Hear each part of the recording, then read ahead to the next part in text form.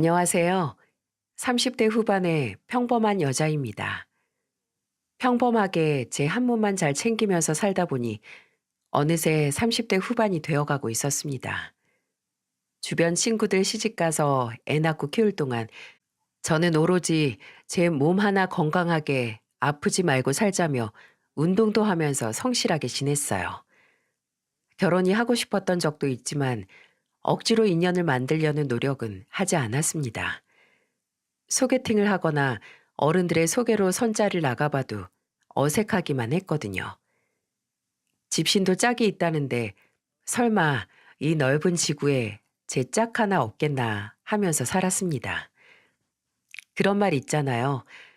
억지로 누굴 만나려고 하다 보면 어딘가 이상한 사람 만나기 쉽고 제가 좋은 사람이 되려고 노력하며 지내다 보면 좋은 사람이 제게 나타날 거라는 말이요. 그래서 조급한 마음은 뒤로 하고 회사 다니면서 저금도 하고 운동도 하면서 규칙적으로 지냈습니다. 그러다 문득 혼자 운동하는 게 심심해지기 시작했어요. 그래서 친구가 동호회라도 알아보라는 말에 그동안 배우고 싶었던 탁구 동호회에 가입하게 됐습니다. 탁구는 몇 년 전에 쳐보고 안 쳐봤는데 무작정 가입했어요. 그때는 무작정 탁구가 너무 하고 싶었거든요. 그런데 만나게 될 사람은 만나게 된다는 말처럼 홀리듯이 가입한 탁구 동호회에서 남편을 만나게 됐습니다. 제가 가입했던 동호회는 탁구장을 운영하는 분이 회장으로 있는 동호회였어요. 바로 탁구장을 운영하면서 동호회 회장도 하고 있던 사람이 남편이었습니다. 정말 인연이라는 게 세상에 있긴 있나 봅니다. 운동 목적으로 가입한 동호회였는데 같이 운동하면서 땀 흘리다 보니까 금세 친해졌어요. 게다가 남편도 미혼이었고 저랑은 3살 차이가 나는 사람이라 대화도 잘 통했습니다.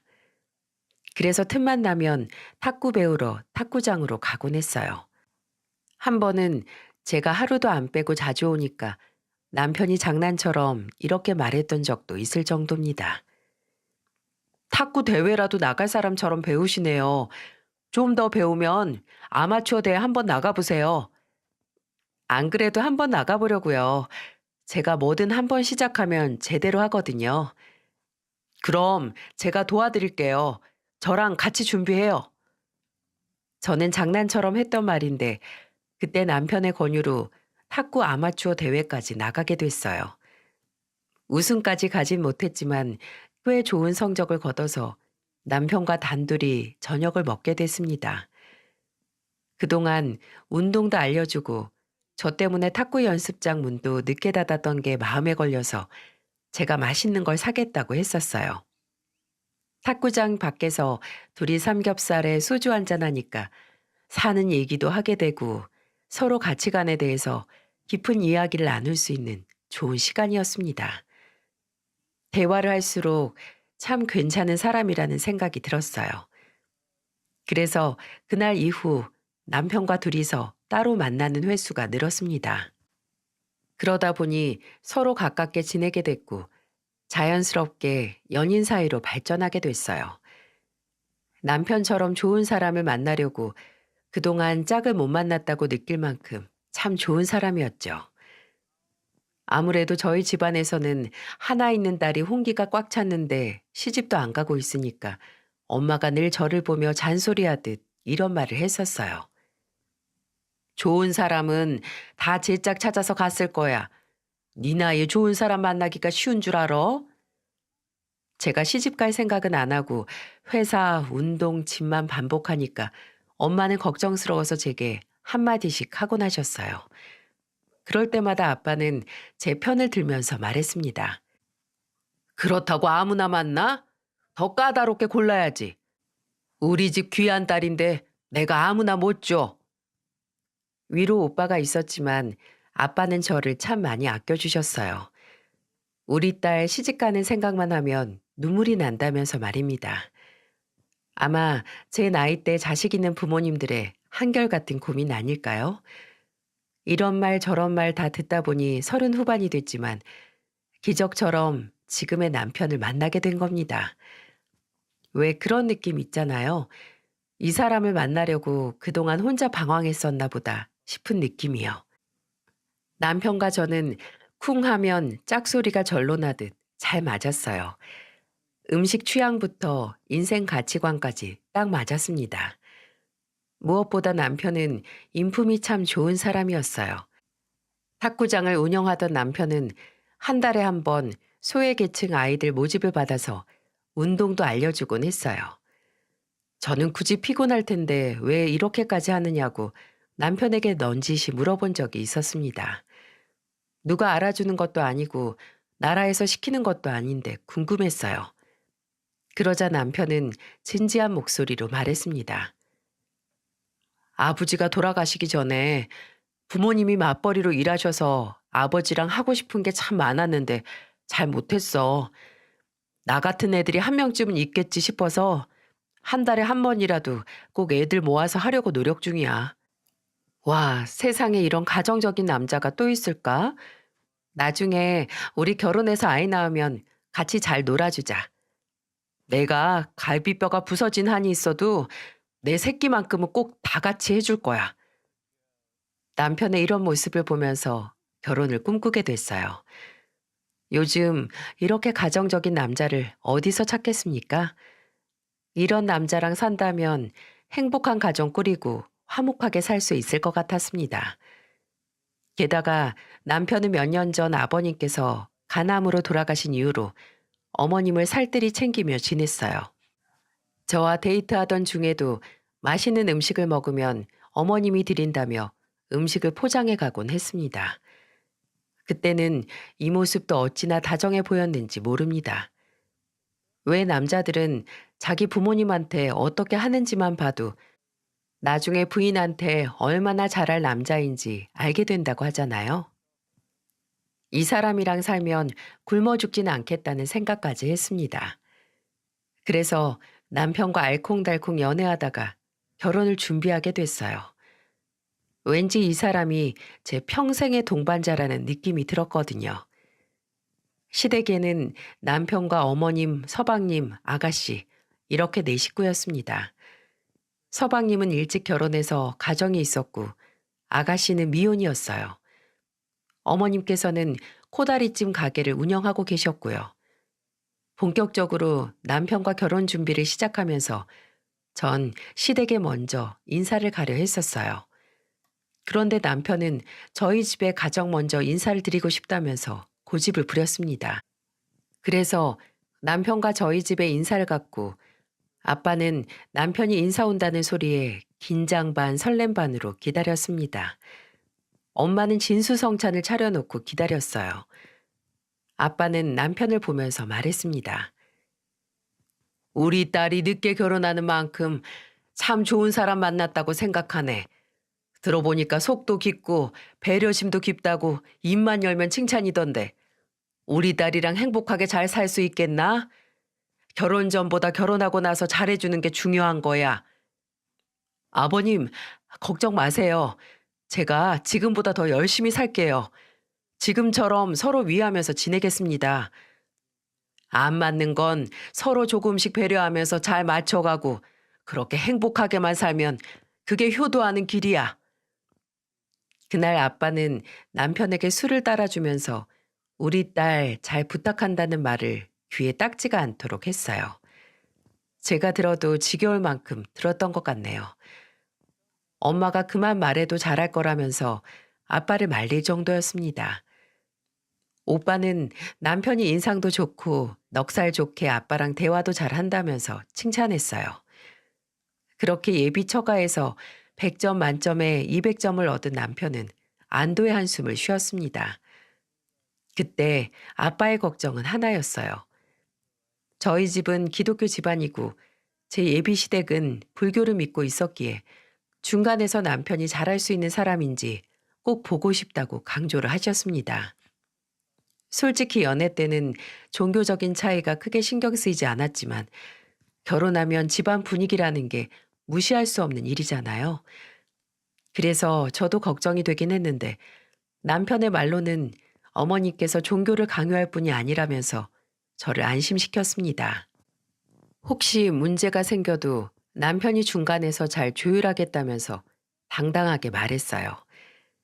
그런 남편을 보니까 결혼 준비가 실감도 나고 정말 제가 가정을 만들 준비를 하고 있다는 게 새삼 신기하더군요.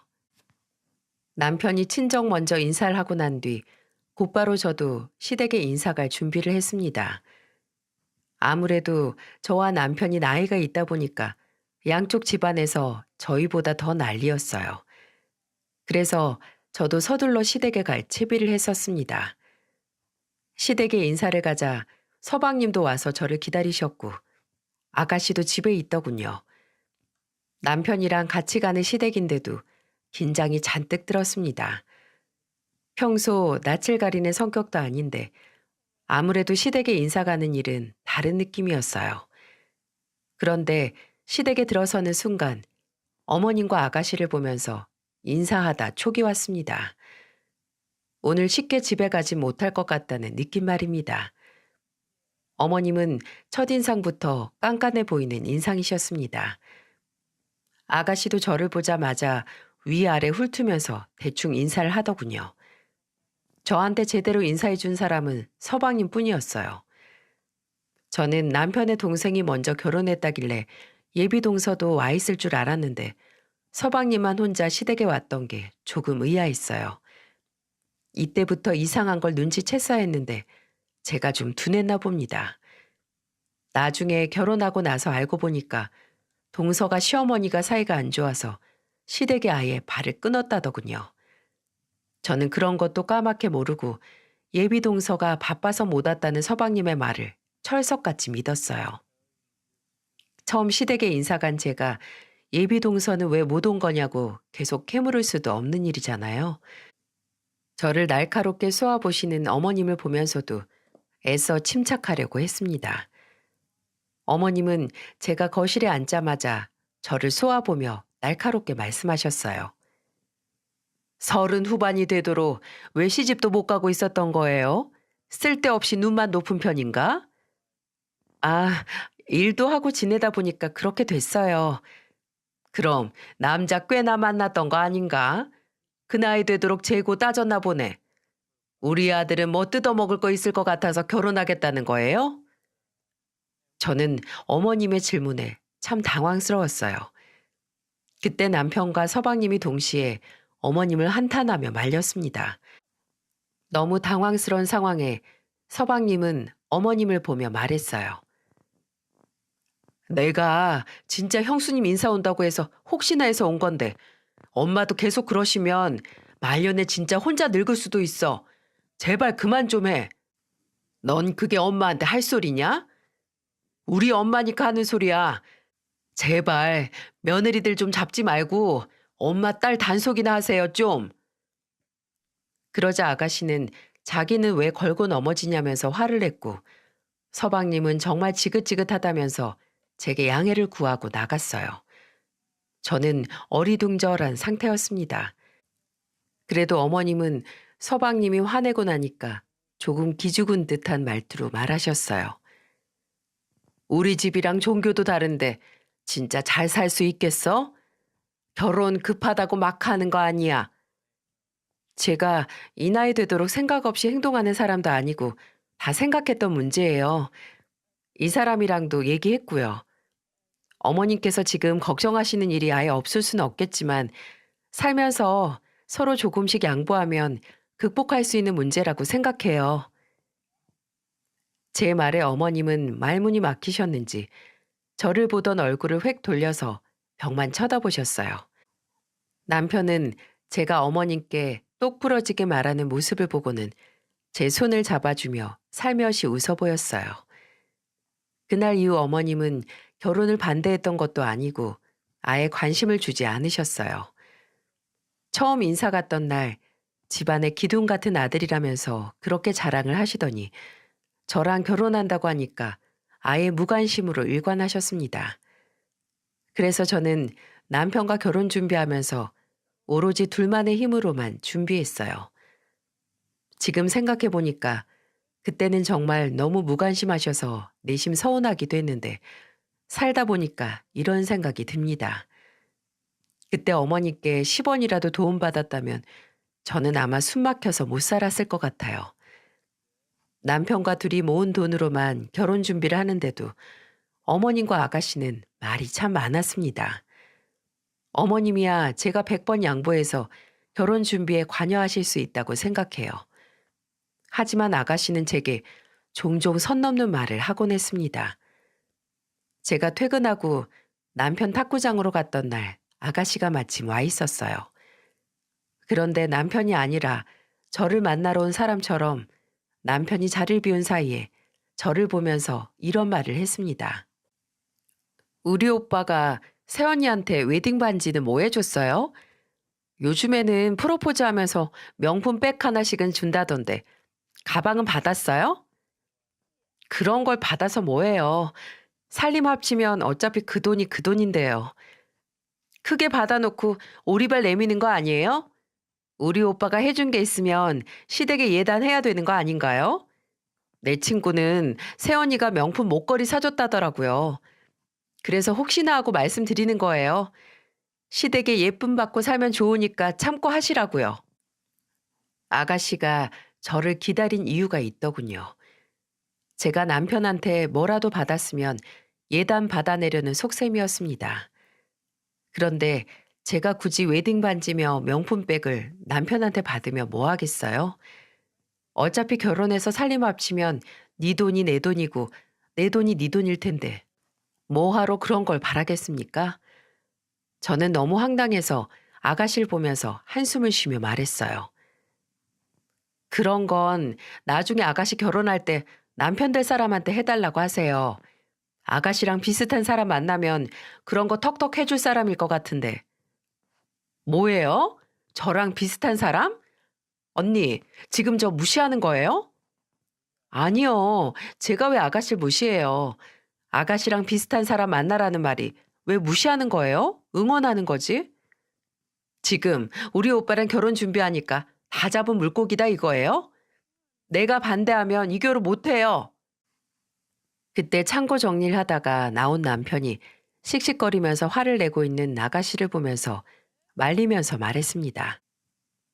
여기까지 쫓아와서 왜 성질을 부리고 있어? 왜 나한테만 그래?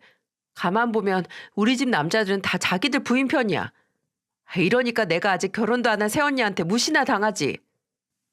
야, 네가 그럴 만한 말을 했겠지. 아니, 예비 시댁에 예단하라는 말이 무시당할 말이야? 집안 도움 없이 결혼하는데 무슨 예단이야? 우린 예물 예단 없이 결혼하니까 제발 신경 좀 꺼. 남편은 아가씨를 보면서 역정을 냈습니다. 저는 옆에서 그냥 보고만 있었어요. 저희는 양가 도움 없이 결혼한다는 조건으로 예물 예단도 생략하기로 했었습니다. 그런데 대뜸 예단 준비하라는 아가씨가 얼마나 황당하겠어요. 그래도 남편이 중간에서 중심을 잡고 있으니까 시댁에 일방적으로 당하는 일은 없었습니다. 항상 남편은 제 편이었고 무엇보다 항상 무슨 일을 하기 전에 저와 의논을 먼저 하곤 했거든요. 저는 시댁에서 아무리 뭐라고 해도 남편만 있으면 든든했습니다. 이 사건이 있고 난 후 서방님께 전화를 한 통 받게 됐어요. 아무래도 남편이 서방님과 시댁 문제에 고민을 털어놨던 것 같았습니다. 서방님은 제게 전화해서 형한테 번호 물어서 전화했다면서 저를 위로하듯 말했어요. 형수님 마음 고생하실까봐 형한테 먼저 번호 물어봤어요. 저희 엄마랑 여동생 좀 힘드시죠? 처음에는 당황스러웠는데 이제는 좀 적응된 것 같아요. 그래도 힘드실 거예요.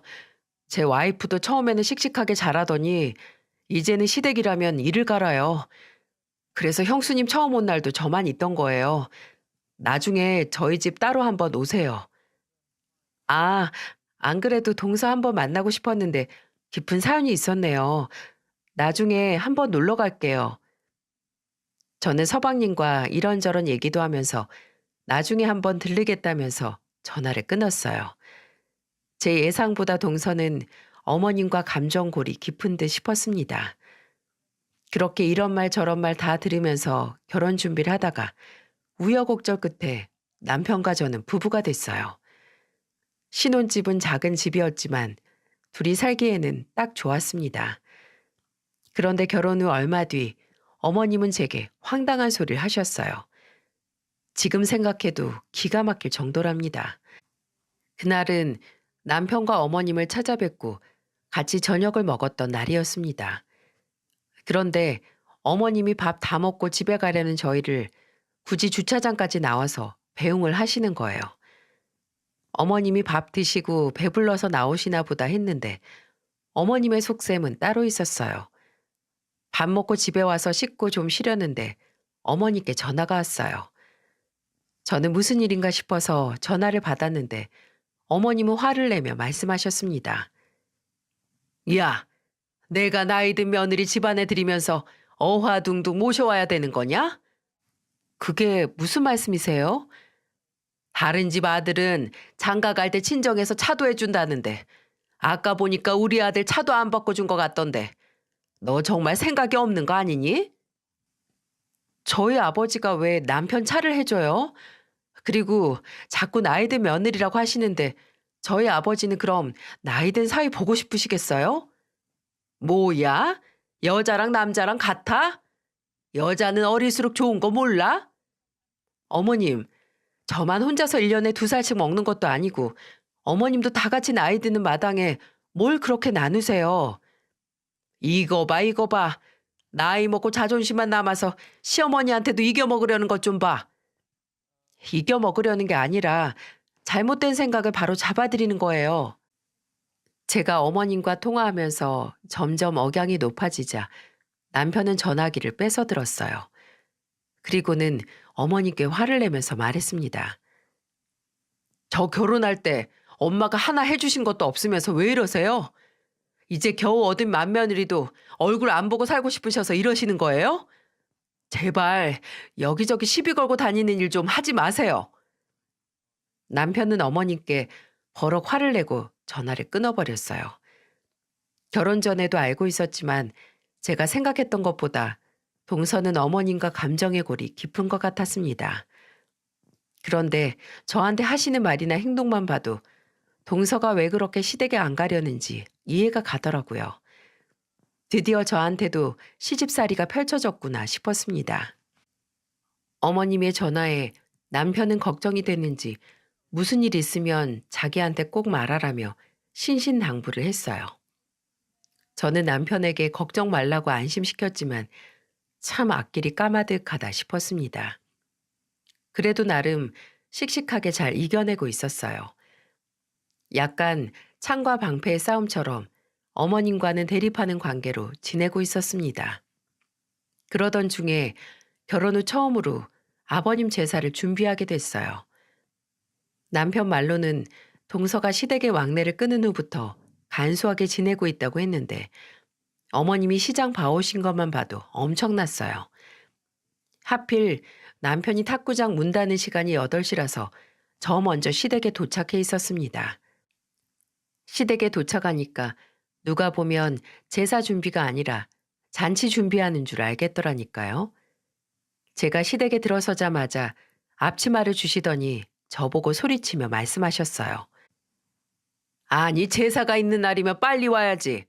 너 회사 퇴근하는 것까지 기다리면 밤에 제사는 어떻게 지내려고 그래? 이래서 9시에 제사상 다 준비가 되겠냐고. 어머님이랑 저랑 아가씨 셋이서 하면 금방 할 것 같은데요. 얘 좀 봐라. 우리 딸이 왜 주방 일을 해? 너랑 나랑 해도 충분해. 어머님은 아가씨는 절대 주방으로 못 오게 하라면서 큰 소리를 치셨어요. 그러면서 저한테는 전 뒤집어라, 나물 다듬어라, 숨 돌릴 틈을 안 주셨습니다. 그런데 말은 또 어찌나 많으신지 저를 보면서 하나부터 열까지 다 지적하셨어요. 그런데 제가 탕국을 끓이는데 어머님이 간을 보시더니 깊은 맛이 안 난다고 다진 마늘을 넣으려고 하시는 거예요. 저는 놀라서 저도 모르게 어머님 손을 탁 쳐내면서 말했습니다. 어머님, 제사 음식에 누가 마늘로 간을 해요. 간장을 쓰셔야죠. 살림을 해도 내가 너보다 곱절은 더 했어. 지금 나 무시하는 거냐? 지나가는 사람 붙들고 한번 물어보세요. 누가 제사 음식에 다진 마늘 쓰는지 꼭 물어보시라고요. 왜 다 차린상에 마늘을 뿌리려고 하세요? 제가 단호하게 말씀드리자 어머님도 갑자기 긴가민가 하셨는지 투덜거리면서 뒤돌아 가셨어요. 그렇게 지적을 하시더니 마늘을 넣으려고 하시는 게 말이나 됩니까? 그런데 이 사건 이후로 자존심이 상하셨는지 갑자기 저를 다그치며 지적하기 시작하셨어요. 동태전을 뒤집는데 제 옆에 와서 동태가 부서진다는 둥, 모양이 안 이쁘다는 둥, 참 지적도 가지가지였어요. 저를 못 잡아먹어서 안달난 사람처럼 사사건건 지적하셨습니다. 그래서 저는 너무 화가 나서 뒤집개를 어머니께 건네면서 말했어요. 어머님, 입으로 그렇게 말씀만 하지 말고 어머님이 한번 뒤집어 보세요. 뭐? 지금 너 나한테 일 시키는 거니? 제가 하는 거 지금 다 마음에 안 드신다면서요. 그럼 어머님이 직접 하셔야죠. 참나 기가 막혀서. 잔머리 굴리지 말고 빨리 뒤집어. 저도 빨리 하고 싶은데 어머님이 계속 침을 튀기면서 말씀하시니까 일이 끝나질 않잖아요. 제가 한탄하며 말하자 어머님은 기가 막힌다는 듯이 저를 노려보셨습니다. 정말 그때 제 심정은 다 뒤엎고서 시댁을 뛰쳐나가고 싶었어요. 저는 그날 종교적 차이가 있어서 상만 차리고 제사 지낼 시간에는 홀로 방에서 가정 예배를 드릴 생각이었어요. 그런데 어머님은 급하다고 입으로는 말씀하시는데 일하는 내내 옆에서 방해한다는 생각만 들 정도로 입만 바쁘셨습니다. 정말 오늘 안에 제사를 지낼 수 있을까 싶었어요. 남편이 탁구장 문을 닫고 시댁에 도착한 시간이 8시 반이었는데 그때까지도 전을 뒤집고 있었네요.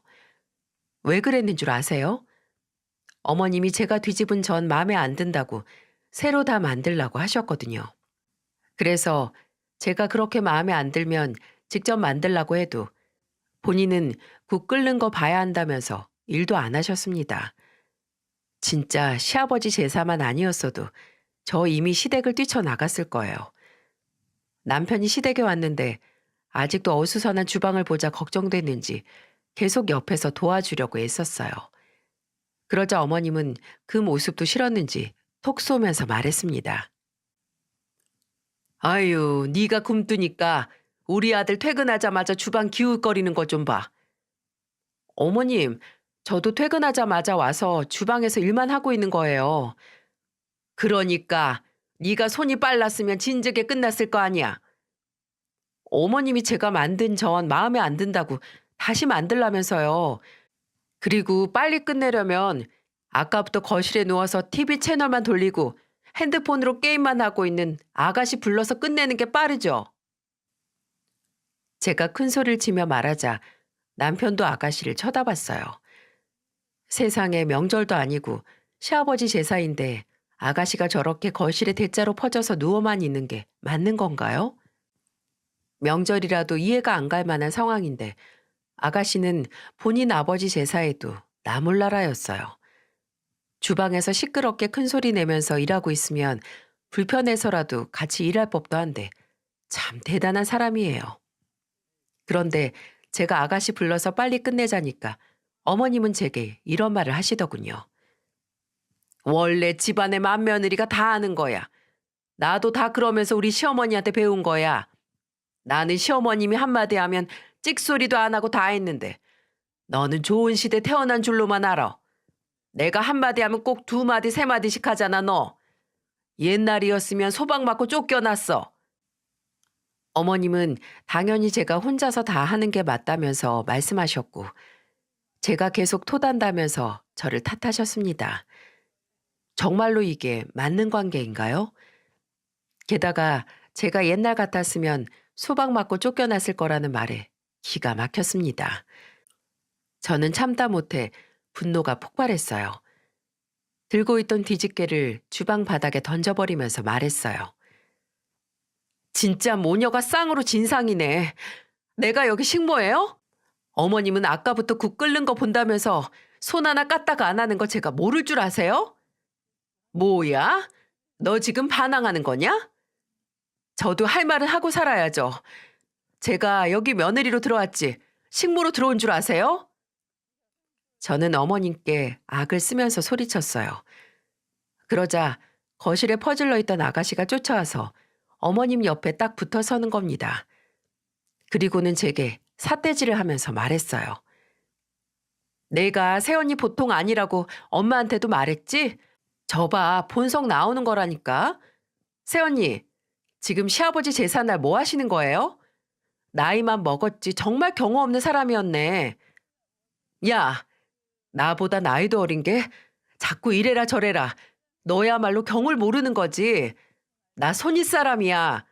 정말 경을 아는 사람이면 너부터 나한테 똑바로 행동해.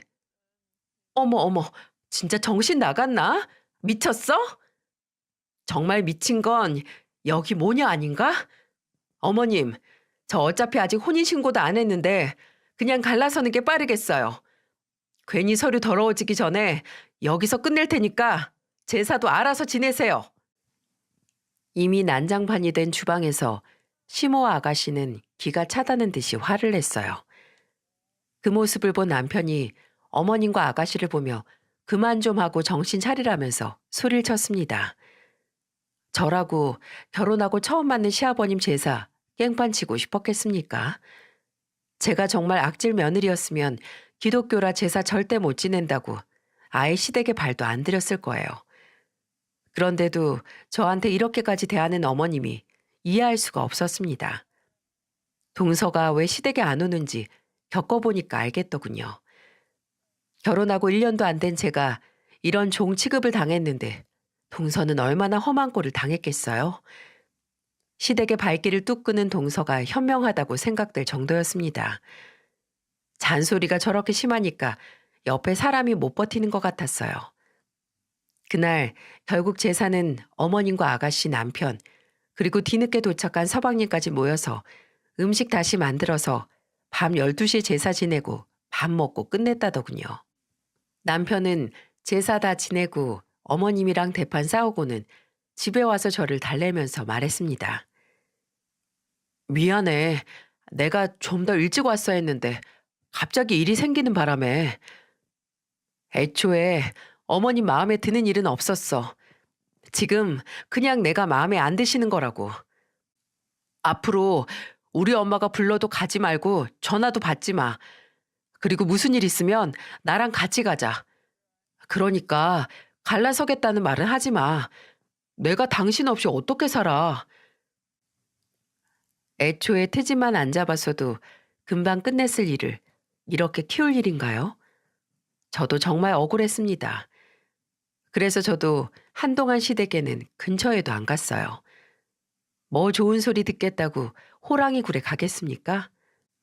잘 살아보려 했는데 이렇게 사이가 틀어지니까 저도 속상하기 마찬가지였습니다. 안 보면 편하겠지 싶었는데 일부러 피하는 것도 꽤 힘든 일이었어요. 그러다가 확실하게 어머님과 연을 끝낸 사건이 생긴 건 얼마 뒤 생겼습니다.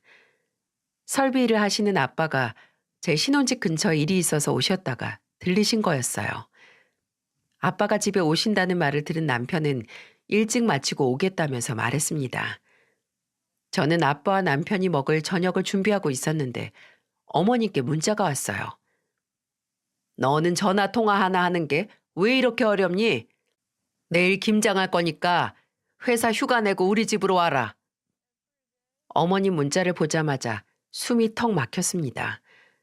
가봐야 또 종노릇할 게 뻔하잖아요. 그래서 저는 어머니께 답장을 드렸어요. 내일 저도 남편도 출근해야 할 것 같아요. 아침부터 김장하려고 어머님 댁 가는 건 어려울 것 같네요. 세상에 가게를 운영하는 사람이라도 당장 다음날 쉬는 게 쉽나요? 무슨 큰 병 걸린 사람이 생긴 것도 아니고 저녁에 연락해서 내일 휴가 빼서 김장하러 오라는 말에 황당했어요. 저는 어머니께 못 간다는 답장을 드리고 아버님과 남편이랑 먹을 저녁 준비를 했습니다.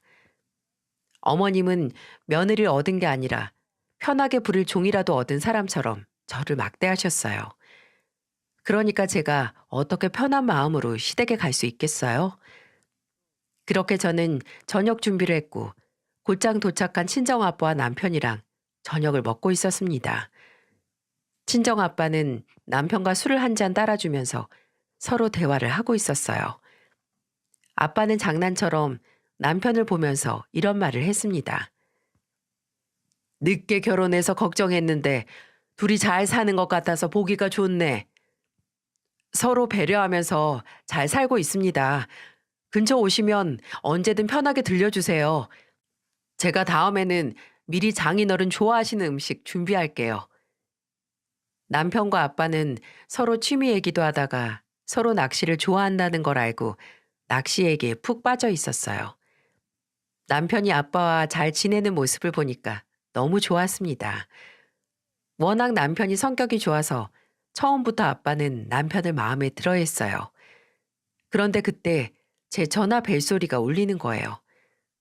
늘 똑같은 벨소리인데도 그때는 뭔가 다르게 들리는 것 같았습니다. 확인해 보니 어머님 전화였어요. 또 무슨 소리를 하려나 싶어서 전화를 받았습니다. 제 예상대로 어머님은 제가 전화를 받자마자 듣기 험한 쌍욕을 퍼부으셨어요. 야, 네가 정말 정신이 제대로 나갔지? 감히 내 말을 귓등으로 안 들어? 내가 문자 보냈다고 너도 문자 보내는 개 같은 경우가 어딨어? 너 지금 나 무시하니? 제가 언제 어머님을 무시해요. 솔직히 제가 전화로 못 간다고 말씀드렸으면 지금 하실 욕을 아까 하셨겠죠. 그리고 제가 내일 어머님 댁 가서 김장하면 저 또 종부리듯이 시키실 거잖아요. 그럼 며느리가 돼서 시어머니를 부려먹어야겠니? 너 정말 나이만 먹고 머리에 개념이라고는 없는 애구나. 내가 너 같은 며느리 보려고 우리 아들 장가 보낸 줄 알아? 내가 오늘 너한테 당한 꼴 우리 아들한테 말하면 너 당장 쫓겨난다고. 기가 막혔습니다. 제가 소리를 지르면서 대화하는 소리를 듣고 아빠와 남편이 거실로 달려나왔어요. 저도 친정아빠한테 시어머님한테 이런 꼴 당하는 꼴을 보여드리고 싶지 않았는데 아빠 얼굴을 보자 눈물이 왈칵 쏟아졌어요. 남편은 제가 어머님과 통화하고 있다는 걸 알고 전화를 뺏어들었습니다. 그리고는 어머님 전화에 대고 큰 소리를 치면서 말했어요. 엄마, 저 지금 장인어른 모시고 밥 먹고 있었는데 정말 창피해서 고개를 못 들겠어요. 대체 왜 이러세요? 제가 처가댁에 이런 식으로 당했으면 좋겠어요? 저 정말 너무 창피하네요. 남편도 화가 잔뜩 났는지 전화를 확 끊어버리더군요. 친정아빠는 이 모습을 지켜보고는 화가 난 얼굴로 겉옷을 챙겨 드셨습니다. 그리고는 제 손을 잡아 끌면서 말했어요. 세상에 마누라가 이 꼴 당하도록 뭐 한 거야? 내 딸이 이런 소리나 들으려고 결혼한 줄 알아? 장인어른, 죄송해요. 제가 앞으로 다신 이런 일 없도록 할게요. 저는 그때 남편의 말에도 화가 났습니다. 지난번 아버님 제사 때도 이런 일 없도록 하겠다더니 결국 그런 일이 생겼잖아요. 그래서 저는 말없이 울다가 남편 말에 화가 나서 소리쳤습니다. 당신 저번에도 이런 일 없도록 하겠다면서 나 더 이상은 당신 못 믿겠어. 우리 그냥 정리하자. 나는 절대 어머님 같은 사람이랑은 못 살아.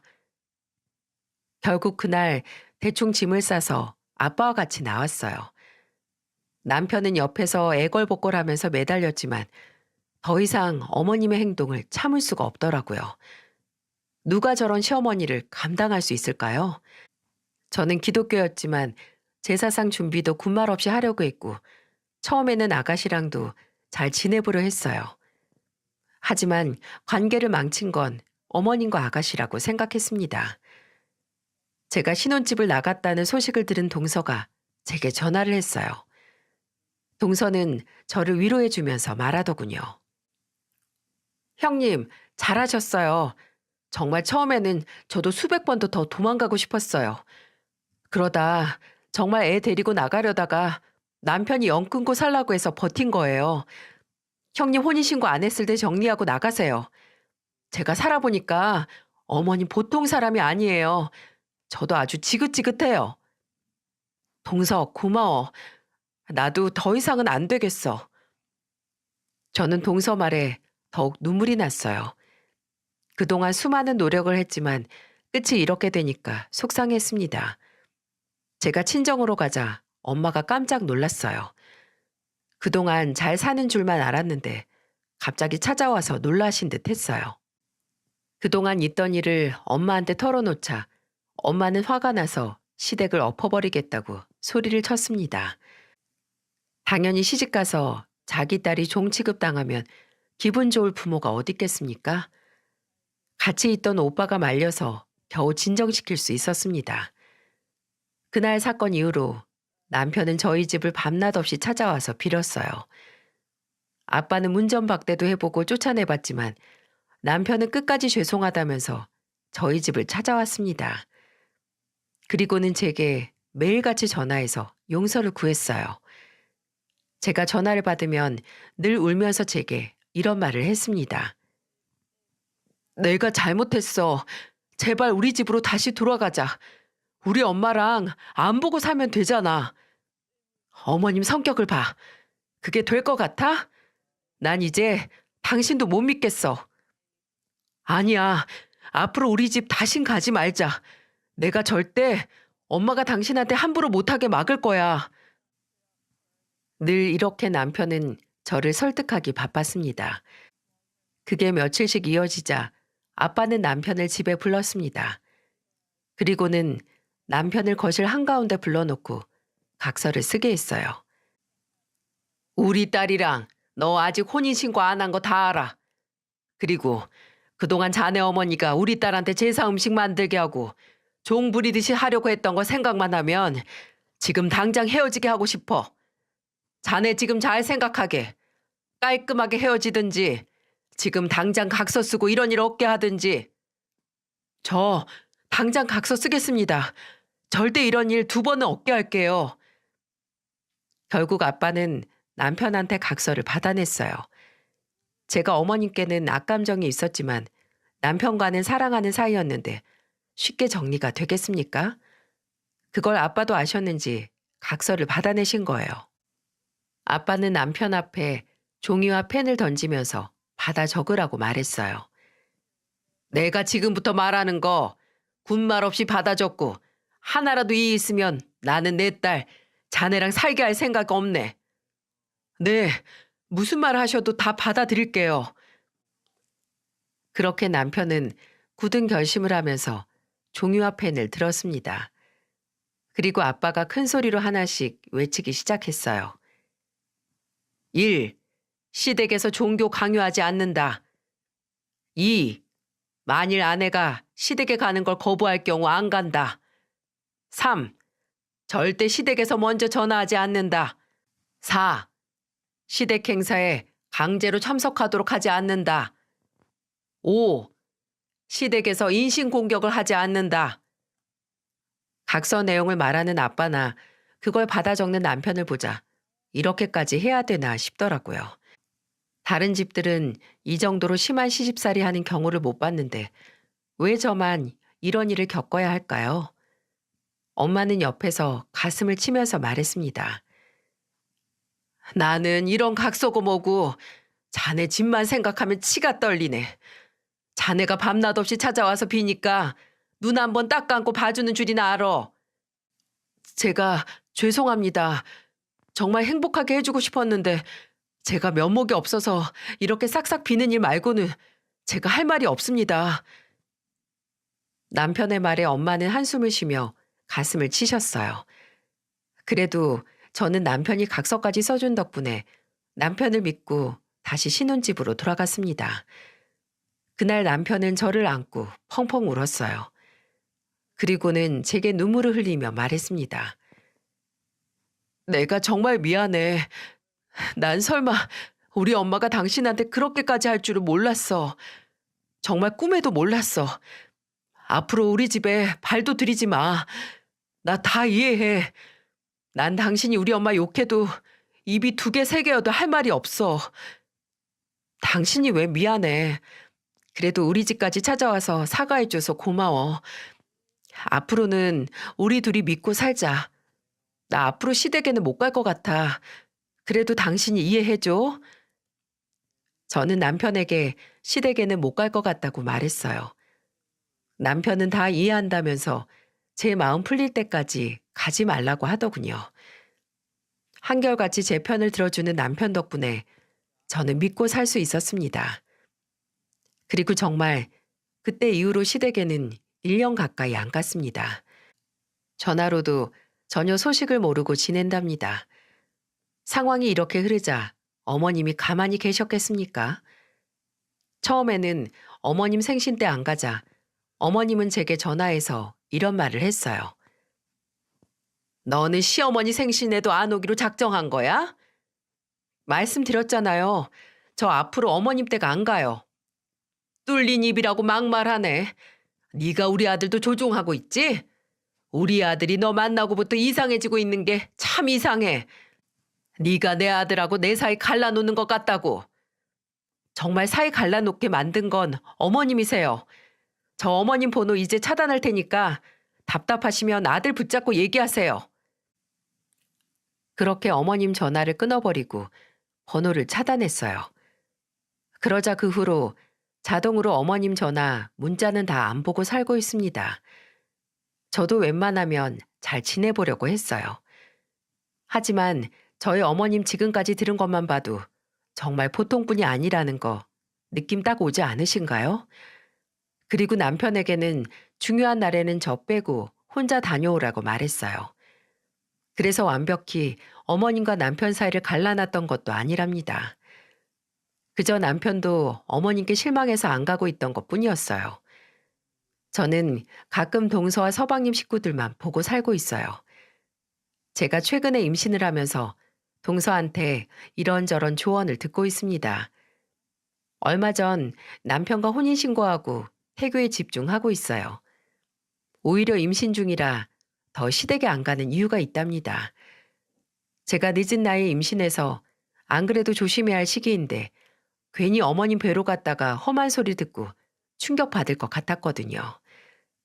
남편도 그게 걱정되니까 남편도 아예 시댁에 가지 말라면서 막습니다. 저도 저희 집에서는 소중한 딸인데 제가 왜 시댁에서 죄인 취급, 종 취급 당해야 하는지 이해가 안 가더라고요.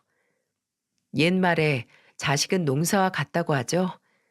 심을 때와 거둘 때를 알아야 한다는데 어머님은 그걸 잘 모르시는 것 같아요.